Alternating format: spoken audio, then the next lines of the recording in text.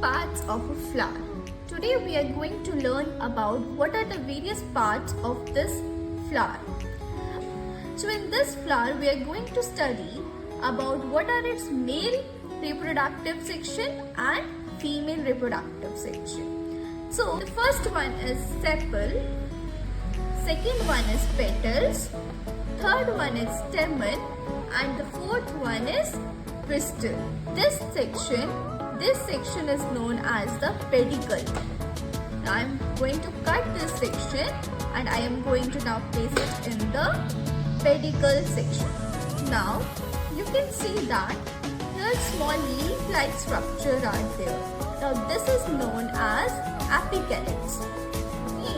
The main component of the flower is the sepal. Now sepal is this leaf-like structure and helps to protect the bud. Another main component or the colorful part of the flower is the petals. Now these are the petals.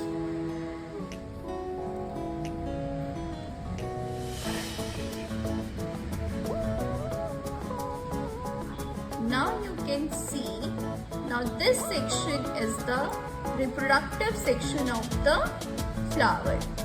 Consists of the male reproductive section and the female reproductive section. So now we are going to dissection it. One thread-like structure is coming out. Now you can see here a very red color-like structure is this. It is known as stigma. Now this part is known as style, and here it is the ovary.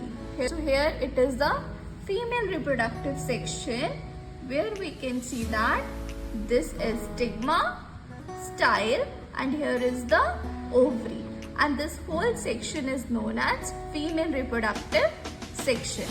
Now coming towards the male reproductive section is the first part. It consists of two parts. This here you can see, and this anther is having a thread-like structure. This is known as filament. So red color it is known as filament, and the yellow part is known as anther. Both are the male reproductive parts, and this is known as stamen.